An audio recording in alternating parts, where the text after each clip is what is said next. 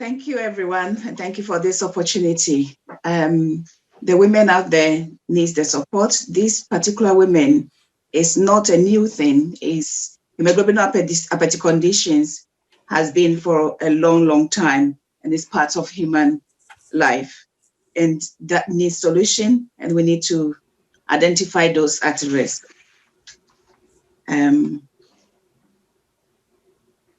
Understanding hemoglobinopathy conditions. Hemoglobinopathy is a simple thing. It's a group of recessively inherited genetic conditions affecting hemoglobin component of the blood.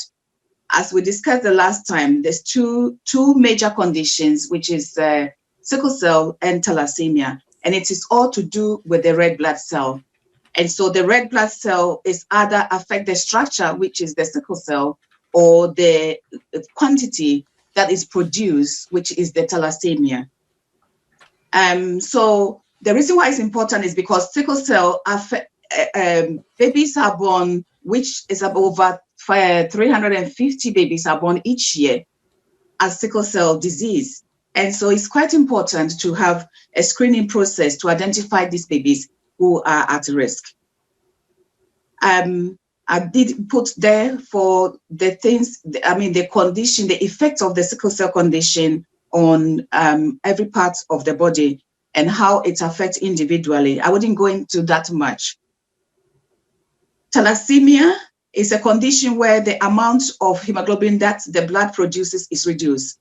And this impacts on the oxygen carrying capacity. They usually affect either the alpha chain or beta chain. And this is example of the alpha chain, the chain inside the red blood cell itself. And this is modified, or this effect is on inheritance or the genetic mutation from each parent. And this is a bit I want to talk about that.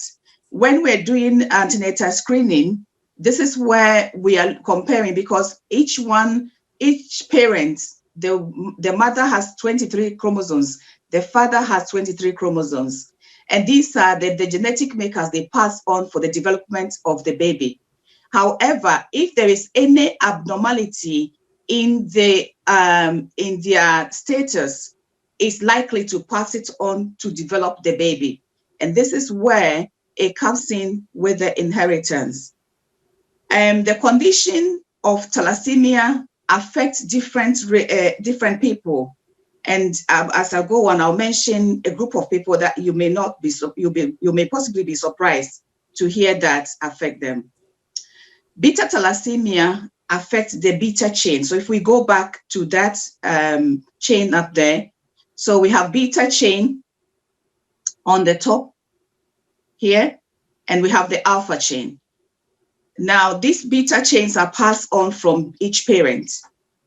And so if there is this abnormality or they being the carrier, the risk is 1 in 4 chance that they can pass on the unusual gene to the fetus or to the unborn baby. So beta thalassemia affects the globin chain. There's 2 beta chains that need to be making beta, I read from there again. 2 globin genes are needed to make beta globin chains, 1 from each parent. If 1 or both are faulty, beta thalassemia will occur. I move on to alpha thalassemia. And the same, so the alpha thalassemia gene are passed on to the babies. And as you look back from the globin chain, so 4 chains are produced, 2 from each parent. And if it's deleted, there is syndromes that can occur. And this is also affecting the oxygen capacity. This is a little example of how the alpha thalassemia deletion or can be affected. So you can get back to it when you get the slide. I'm brushing a bit because Emma will talk also about the thalassemia side. However, the reason why I'm bringing this into it is that in practice, we all consider that thalassemia is a condition that is purely from Asian community, but we may be wrong to do that. However, I'm going to go back so that you can we can see from here. The alpha thalassemia is a condition that affects southern China, Southeast Asia, the Middle East, and Africa. Beta thalassemia tend to be more of Indian origin, Pakistani origin. Now I'm moving back to the slide I was on. This in practice, what I have observed is that sometimes we put a blanket eye to say that thalassemia occurs only in Asians, or sickle cell only in Caribbeans or Africans. However, thalassemia carriers can be found in East Europeans like Romania, Poland, Italy as well. And in practice, I've seen several women that have come. Some are from Italy, some are from Sicily, some are from Poland, and they are all thalassemia carriers.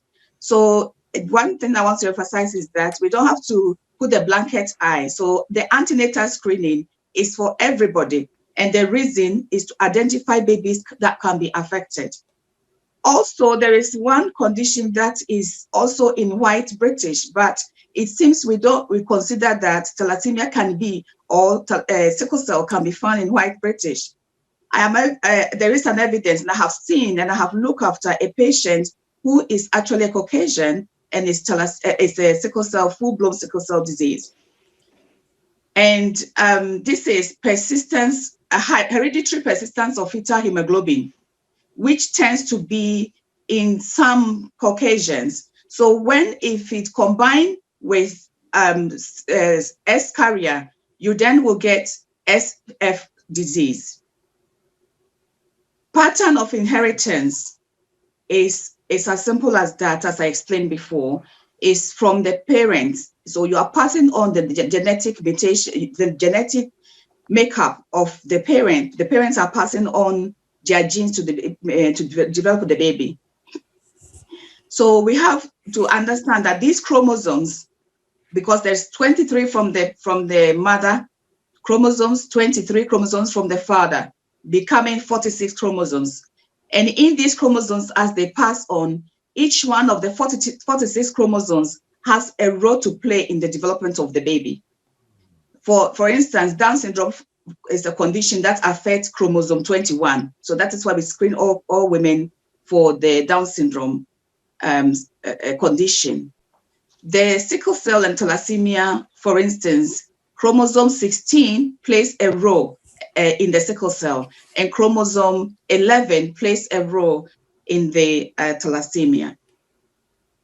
The risk of baby contracting or becoming affected with hemoglobinopathy condition is 1 in 4 chance that baby can be born without a disease at all. There is 2 in 4, which is 50% chance that baby can be born with a carrier like the mother or the father. However, this is what is very important for us. And is 1 in 4 chance, which is 25% chance that baby can be born with hemoglobinopathy disease if both parents are carriers. What is the purpose of the antenatal screening? The public health has a role in monitoring and monitoring diseases and controlling diseases.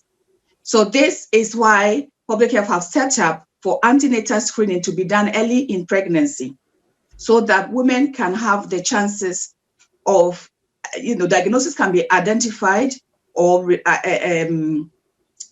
babies who are at risk can be identified and be treated, or babies at risk can be identified and offer a choice for parents to make on their pregnancies.